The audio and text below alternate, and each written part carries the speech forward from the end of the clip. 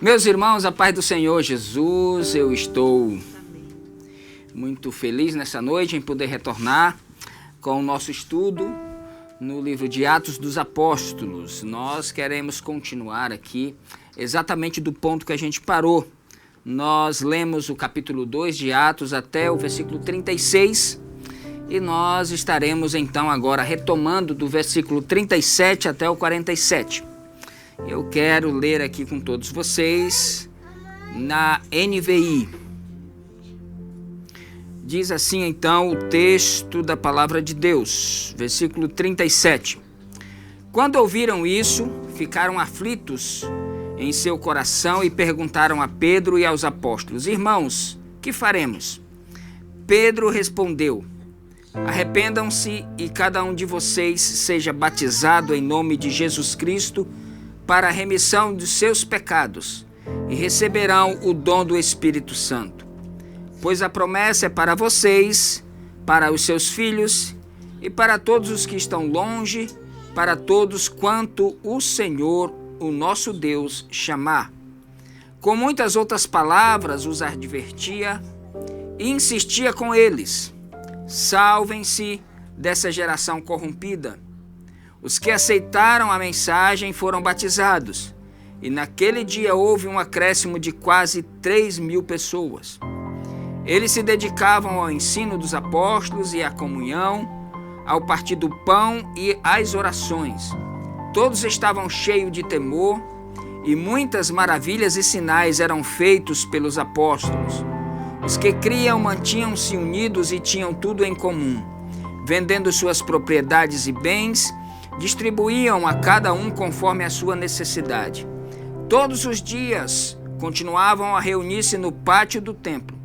Partiam o pão em casa e juntos participavam das refeições com alegria e sinceridade de coração, louvando a Deus e tendo a simpatia de todo o povo. E o Senhor lhes acrescentava diariamente os que iam sendo salvos. Esse é o texto que nós queremos nesta noite pensar aqui juntos e de alguma forma trazer aqui verdades para os nossos corações.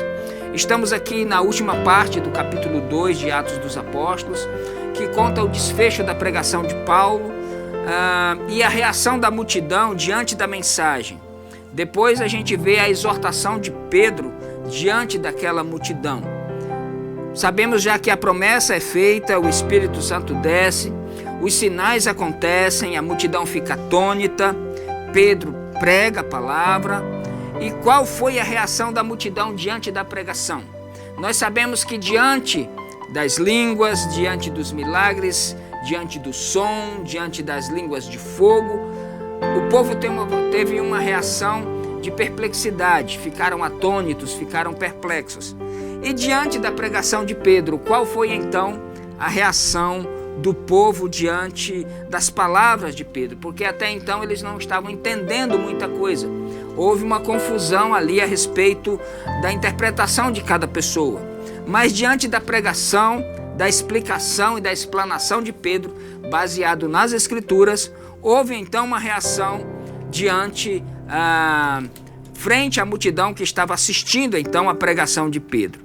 Nesta multidão tinha ali habitantes de Jerusalém e muitos peregrinos que tinham vindo de várias partes do Império Romano para participarem das festas. Era obrigatório que pelo menos o judeu de todas as partes eles pudessem vir pelo menos a participar de uma festa anual ali em Jerusalém. Ao ouvir o discurso de Pedro, a multidão fica com o coração compungido. Observe que na primeira reação eles ficam perplexos. Agora o texto já nos mostra que eles ficaram com o coração compungido, ou seja, com o coração pesaroso. Primeiro pelo reconhecimento dos seus pecados, que é uma mistura de angústia e dor por ter rejeitado Jesus. Pedro, nas suas palavras, consegue transmitir aos seus corações que eles foram aqueles que assassinaram a Jesus. E eles, ouvindo isso, eles ficaram com o coração pesaroso, ou seja, ficaram compungidos. E eles perguntam aos apóstolos, e Pedro sugere, eles perguntam o seguinte: o que devemos fazer? Aí Pedro sugere 3 coisas. Primeiro, arrependam-se. Segundo, sejam batizados. E terceiro, vocês receberão o dom do Espírito Santo. Eu queria destacar aqui alguma coisa. Fica complicado a gente perceber aqui que num lugar onde não tinha muita água corrente, ali onde eles estavam, próximo ao templo, não tinha água corrente. O Rio Jordão ficava mais afastado. A única coisa que tinha ali era os tanques, que eram usados ali nas cerimônias das lavagens das mãos. E ali era muito difícil eles receber autorização das autoridades judaicas para utilizar aqueles pequenos tanques e aquelas talhas de água para batizar 3.000 pessoas. Então é complicado a gente perceber como é que eles batizaram 3.000 pessoas. E aqui é possível que tenha sido o batismo por aspersão. Entende-se que ali não foi mergulhado na água naquele mesmo dia 3.000 pessoas. Foi apenas uma aspersão, né? Mas, contudo, o que importa mesmo aqui é que eles se arrependeram e aceitaram que fossem batizados. Isso como prova do seu arrependimento. Então, para o batismo acontecer, na água é o que menos interessa. O que mais interessa realmente é se o coração está arrependido, compungido e se ele aceita realmente ser batizado em nome de Jesus Cristo. Bom, eu quero já começar aqui a trazer algumas aplicações para os irmãos aqui neste pequeno texto que lemos. A primeira delas é que quando o Espírito Santo desce e você prega a mensagem cristocêntrica, a mensagem de Jesus, os corações se arrependem. E é isso que fala no versículo 37. Eles ficaram com o coração compungidos, arrependidos. Irmãos, a mensagem do Evangelho, ela deve vir cheia de verdade, mostrando o pecado do homem e chamando-o ao arrependimento. Esse é o objetivo da explanação, da exposição da mensagem do Evangelho. É mostrar o pecado do homem, a maldade do homem, o quão carente ele é e como ele precisa arrepender-se para que ele seja batizado e receba o dom do Espírito Santo. A mensagem do Evangelho, ela não é para deixar ninguém com o nariz empinado, nem para o que prega e nem para o que recebe. A mensagem do Evangelho, o objetivo maior é compungir corações. Não é para exaltar o homem. A mensagem do Evangelho, ela não pode ser reduzida a uma sessão de autoajuda, aonde vai te ensinar técnicas de como você arrancar as coisas de Deus. Esse não é o objetivo da mensagem. Hoje estão adulterando a mensagem do carpinteiro de Nazaré. Ou seja, eles estão usando a mensagem do Evangelho muitas vezes para fins pré-determinados por eles. Ou seja, a mensagem do Evangelho, ela não pode ser transformada em um meio para alcançar um objetivo final, e muitas vezes objetivos espúrios. Não é com o objetivo de compungir corações.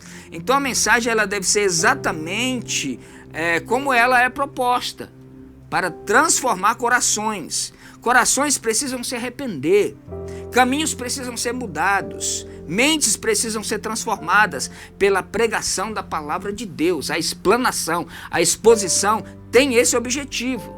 E todo movimento que você vê em nome de Jesus, mesmo que seja em nome do Espírito Santo, que não converte corações, não é legítima.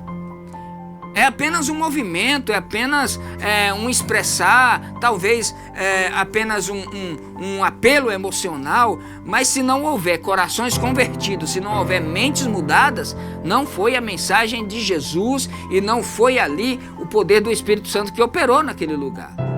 Então, quando o Espírito desce e se prega a palavra, a primeira coisa que acontece são corações que se arrependem. A segunda coisa é que quando se prega a Cristo, o apelo vem da multidão e não de nós. Porque quando ele transmite a mensagem cheia do Espírito Santo, é a multidão que apela. Eles chegam para ele e dizem assim: o que a gente faz? O que faremos? Hoje nós pregamos a palavra. Essa palavra, ela tem que ter um fundo musical, às vezes tem bateria, às vezes tem aquele movimento todo, a gente faz um movimento no final, canta louvores, emociona as pessoas, depois de pregar a gente faz um apelo, e muitas vezes é uma apelação, não é nem um apelo. Imploramos para a pessoa aceitar Jesus. Venha, dê uma chance para Jesus, deixa Ele mudar a sua vida, e às vezes não vem uma pessoa. O Espírito Santo desce, Pedro prega a mensagem, chamando o povo ao arrependimento. Nessa mensagem aqui, o apelo veio da multidão. O que faremos? O que a gente faz? O que faremos? Isso é o reconhecimento de que realmente foram eles que mataram Jesus. Eles reconheceram isso. Se arrependeram. Aí Pedro diz: se arrependam e se batizem em nome de Jesus para a remissão dos pecados e recebam o dom do Espírito Santo. O batismo em nome de Jesus, ele seria ali uma manifestação pública de que realmente eles estavam arrependidos. Não é que o batismo salva, não é que eles creram e só iriam ser salvos se batizassem, não. O batismo é um pedido e uma manifestação pública para demonstrar a veracidade na decisão que eles tomaram. O batismo não salva, a salvação é pela graça, mas a salvação também, ela vem acompanhada de atitudes externas. Um salvo em Cristo, ele precisa ter atitudes externas que condizem com aquilo que o seu coração propõe. Então, o coração que não entendeu que foi o seu pecado que matou a Jesus, ele nunca vai se arrepender e nunca vai se batizar. Então, aqui, quando se prega a Cristo, a multidão é que apela. Quando se vivemos em amor, quando testificamos de Jesus não só de boca, mas também em atitudes, em atos, em vivência, em harmonia, em amor, em concordância, a multidão pergunta, a multidão quer fazer parte. Terceiro tópico: ninguém se converte sem que Deus primeiro chame. Essa prerrogativa não é sua. Não fostes vós que escolhestes a mim, disse Jesus, mas eu escolhi a vós. Então, a pregação é ministrada, o coração tem a oportunidade de agasalhar aquela mensagem em seu coração ou rejeitar. Ele pode voltar para casa perdoado e transformado, ou pode voltar do mesmo jeito que ele chegou. Mas é Deus quem faz gerar no coração o arrependimento. É Deus quem chama, é Deus quem provoca o arrependimento, é Deus quem escolhe e é Deus quem nomeia. Não é possível a gente deixar a responsabilidade da salvação apenas nas nossas decisões. É claro que as nossas decisões são importantes. Eu decido receber a mensagem do Evangelho ou rejeitá-la. Mas é o Espírito Santo que testifica em meu coração. Quarto tópico: cada geração ela carrega consigo a sua perversidade. O versículo 40, Lucas diz o seguinte: e com muitas outras palavras os orientava e dizia: salvai-vos dessa geração perversa. Ou seja, salvai-vos dessa geração perversa significa que Deus iria castigar aquela geração. Porque Jesus, quando ele vai carregando a cruz e aquelas mulheres começam a chorar por ele, ele diz assim: olha, não chorem por mim, chorem antes por vós e por vossos filhos, porque eu tenho lenho verde, ou seja, madeira verde. Estão fazendo isso comigo? Quanto mais vocês que são madeira seca, lenho seco. E aí eles diziam que caiam sobre nós e sobre os nossos filhos a responsabilidade. Aquela geração foi castigada no ano 70. O general romano Tito invadiu Jerusalém e ele matou naquela invasão quase 500 mil de pessoas. E aqueles que fugiram para as montanhas, para os montes, para as cavernas, conseguiram escapar. Mas essa geração foi castigada pela rejeição ao Messias, ao Cristo de Deus enviado pelo próprio Deus. Hoje, a mensagem deve ser a mesma. Salvem-se dessa geração perversa. Nós não podemos hoje participar dos valores dessa geração perversa que nós convivemos hoje. Essa geração contemporânea hoje é perversa e a perversidade dela é disfarçada, é sutil, é maligna. Os valores estão invertidos, a iniquidade se alastra, o esfriamento se aproximou das pessoas. A apostasia tomou conta dos corações, o secularismo, o relativismo impera em muitos lugares. Essa geração está corrompida, está perversa. A mensagem hoje que deve sair dos nossos lábios é a mesma de Pedro naquele dia. Salvem-se dessa geração perversa. Devemos manter a nossa integridade como discípulo de Jesus, que vivemos nessa geração, mas não compactuamos com os valores distorcidos dela. Nós não podemos de forma nenhuma se render, concordar, se amoldar aos ditames desta geração perversa que convive conosco mesmo nos dias de hoje. Quinto tópico. O poder do Espírito Santo consiste em ousadia. Olha a ousadia de Pedro. Pedro, aqui, irmãos, ele foi tão ousado, e a ousadia dele era tão grande, que ele chama toda aquela gente de assassinos, e eles ainda se convertem no final da mensagem.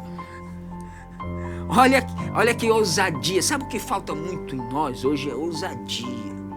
É acreditar que nós somos os mensageiros de Jesus Cristo, essa ousadia de levantar a voz aonde quer que você esteja e de pregar a mensagem do Evangelho e chamar as pessoas ao arrependimento. A pregação de Pedro está dizendo, olha, esse Jesus aí, foram vocês que assassinaram ele, usando a mão dos romanos. Mas esse Jesus que vocês mataram, Deus o ressuscitou e fez dele Senhor e Cristo. Outra coisa que a gente percebe aqui na ação do Espírito Santo, além dele ter dado ousadia ao pregador, ele traz convicção de pecado na multidão. É o Espírito Santo, é o poder do Espírito Santo que trabalha no coração da pessoa, que trabalha no coração do homem. Quantas mensagens você já pregou, eu já preguei, você que está me vendo aí já pregou. Que você termina a mensagem e a pessoa vem à frente com os olhos cheios de lágrimas. Esse poder não é seu que pregou. Esse poder do Espírito Santo que compungiu aquele coração. É a ação do Espírito Santo que tanto dá ousadia ao pregador, como ela vai como uma flecha no coração do pecador que está lá do outro lado. Uma outra coisa que o poder do Espírito Santo consiste é na vida comunitária dos irmãos, que a partir dali eles começaram a viver e a ter as coisas tudo em comum uns com os outros. Isso só é possível se o Espírito Santo agir. Só há unidade na igreja, só há união entre os irmãos com a ação do Espírito Santo.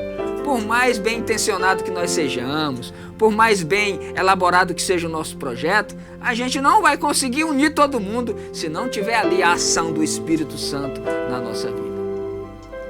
Agora um fato curioso. Uma pregação, e 3.000 almas se convertem. Hoje, é capaz da gente fazer 3.000 pregações e uma alma se converter. É verdade. É capaz da gente fazer 3.000 pregações e uma alma se converter. Agora, da noite para o dia, uma igreja de 120 pessoas amanhece com 120 pessoas e de noite já tem 3.120 pessoas. E como eles viviam a partir de então? E aqui eu já estou caminhando para o fechamento. Como eles viviam? Como esse povo viveu a partir de então?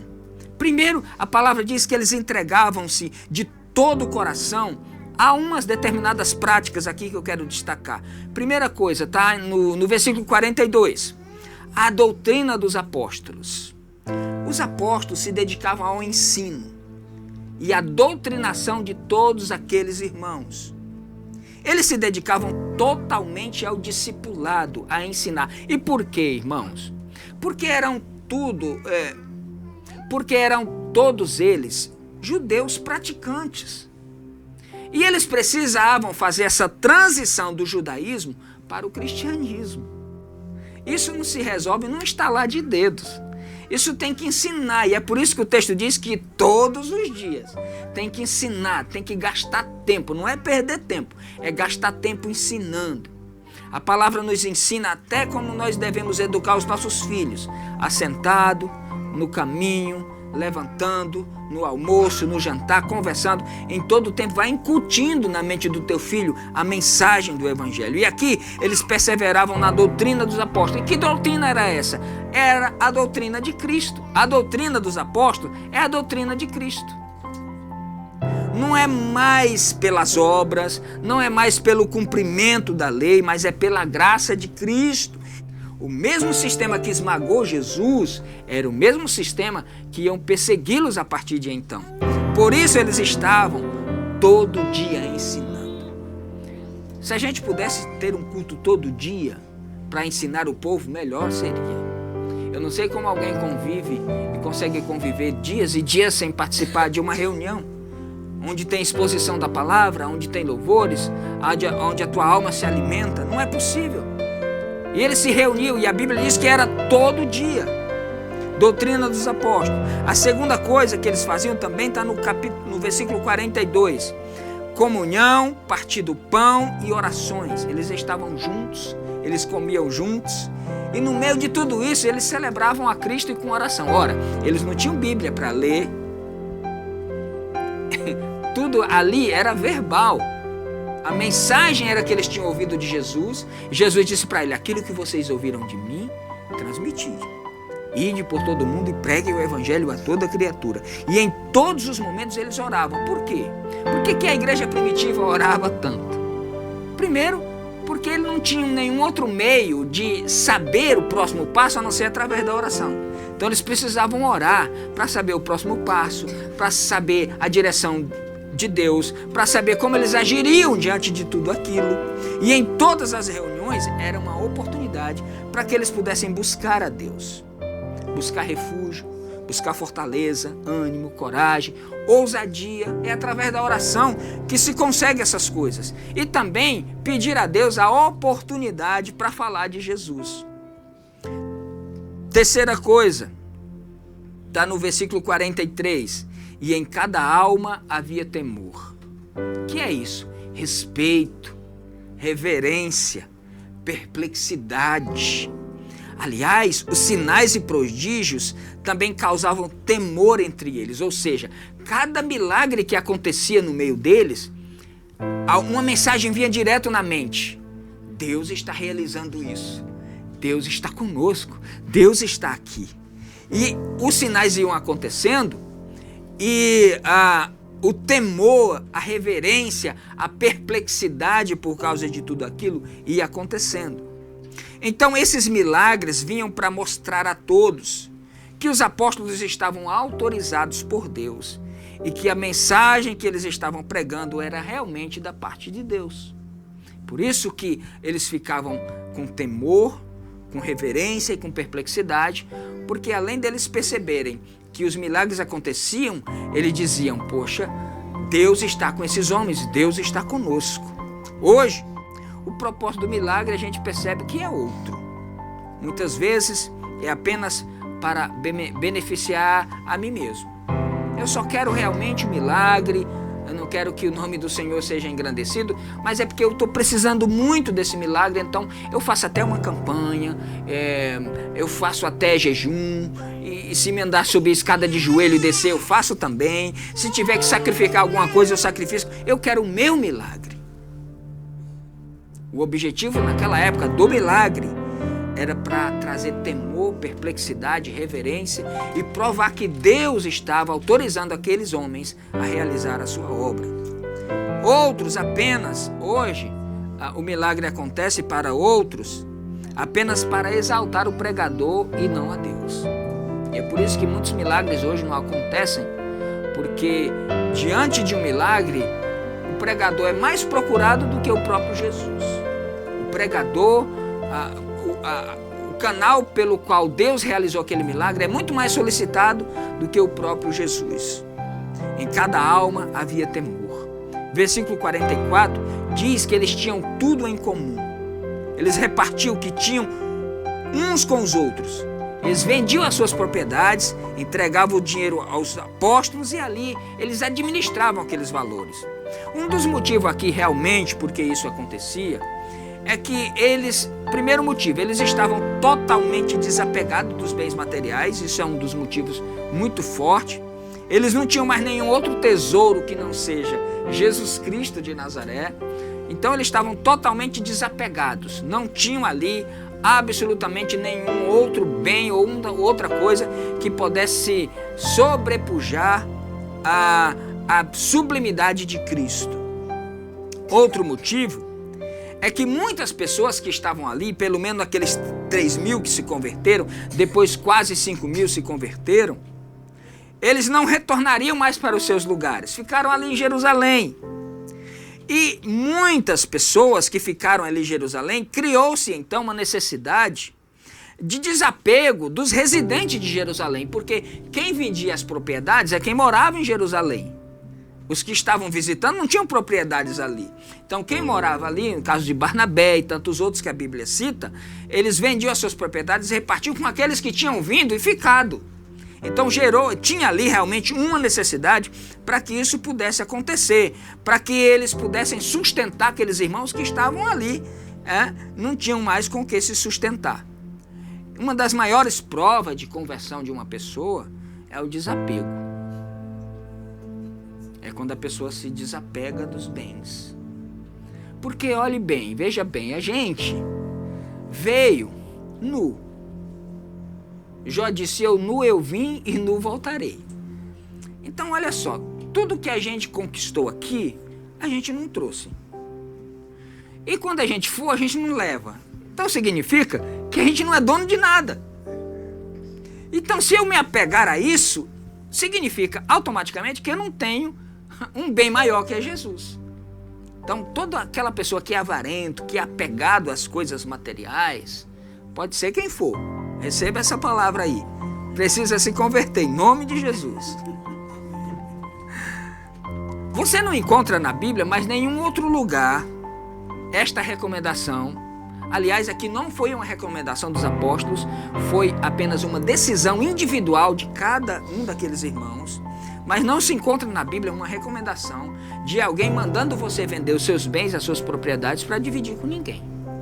Nenhum outro lugar na Bíblia você encontra isso. Vendo as suas propriedades, reparta com os irmãos. Não existe esse mandamento na Bíblia. É tanto que tempos depois, a igreja de Jerusalém, ela empobreceu.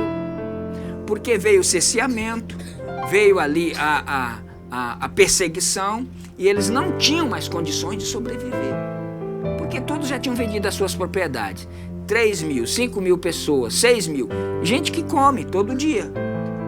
E aí o povo empobreceu. E é tanto que Paulo, ele saía arrecadando donativos e arrecadando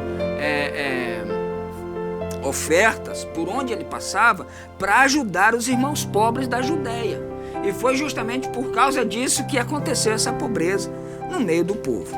Então, isso é um modelo, para deixar claro aqui, a gente fechar esse assunto, isso é um modelo que foi limitado apenas aos primeiros convertidos. A Bíblia não manda você sair hoje, reunindo todo mundo num lugar e vendendo as suas propriedades e vamos viver todo mundo. Agora imagine que nós hoje nos organizemos, moremos no mesmo lugar, apenas com crente e todos tendo as coisas em comum, repartindo tudo sem usura, sem falsidade. Isso seria bom? Seria ótimo, seria bom. Só que tem uma coisa, nós estaríamos fora do mundo. Nós estaríamos isolados. Deus não chamou a igreja para ficar isolada. Portanto, olha que coisa interessante. Deus nos colocou em lugares estratégicos. Em cada lugar que você vai, trabalhando em lugares distintos, ali você é uma luz, ali você é o sal da terra. Imagine se a gente ficar tudo no mesmo lugar, como é que a gente vai salgar esse mundo? Como é que a gente vai alumiar esse mundo? Deus não chamou a igreja para se fechar em 4 paredes e ficar ali dando glória, engordando a alma, deixando a alma obesa e o mundo lá fora sem luz. Então, por exemplo, você é um advogado, você é um profissional liberal, você é um empresário, você é alguém que trabalha, seja lá na área que você for, ali no lugar onde você trabalha, Deus te colocou como um ponto estratégico para você alumiar a luz do evangelho ali naquele lugar.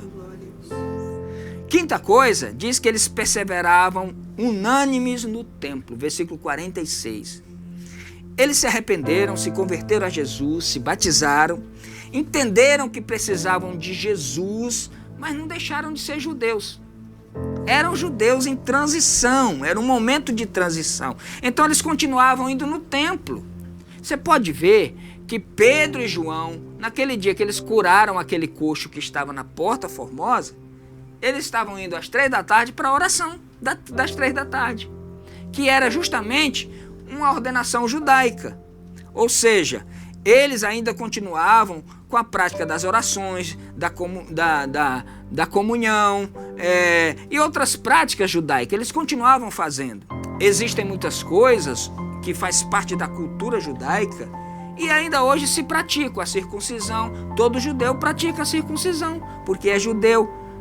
Todo judeu não come carne de porco, são judeus. Eles não comem sangue, carne sufocada. Eles guardam o sábado. Então isso é uma coisa da própria cultura judaica. Então eles continuavam e perseveravam unânimes no templo. Sexta coisa, eles partiam o pão de casa em casa, versículo 46. Esse pão de casa em casa, ele fala de comunhão, ele fala de aproximação, ele fala de você conhecer a necessidade do outro, ele fala de você poder suprir a necessidade do outro. Sétima coisa, eles tomavam as suas refeições com alegria e singeleza de coração. Também está no versículo 46. Alegria em tomar um café da manhã. Alegria quando sentar à mesa e tiver arroz com ovo. Alegria, singeleza de coração. Tem o dia do ovo, tem o dia da picanha. Em todos eles, o Senhor deve ser exaltado. Singeleza de coração quando sentar à mesa para se alimentar. Hoje tem um suco, tem uma Coca-Cola, tem dia que só tem a água. Mas vamos sentar e se alegrar com as refeições com alegria e singeleza de coração. Oitavo lugar, versículo 47, louvando a Deus. Toda a nossa vida tem o objetivo de louvar a Deus. Louvando a Deus.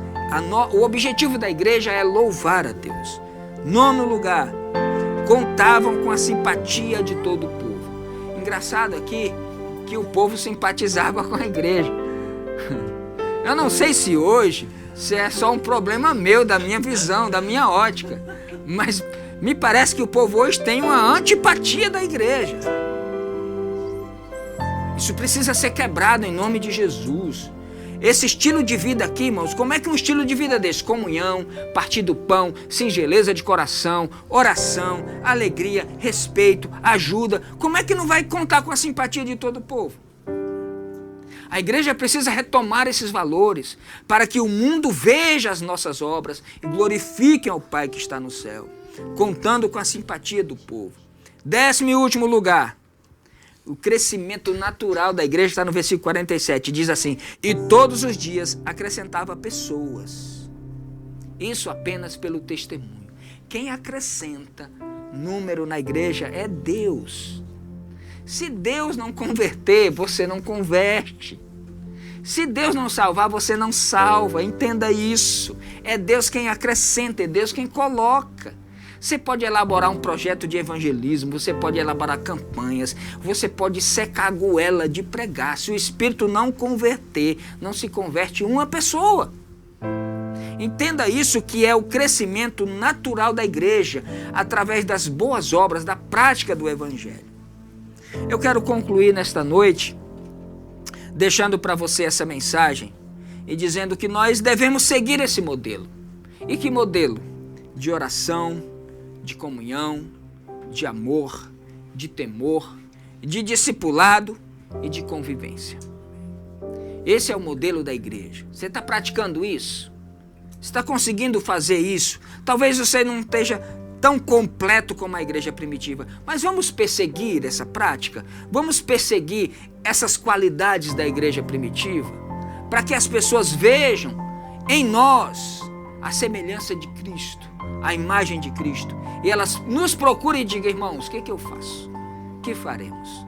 Que Deus abençoe a sua vida, que Deus abençoe o seu coração, e que na próxima semana a gente possa se encontrar para continuar aqui a partir do capítulo 3 de Atos dos Apóstolos.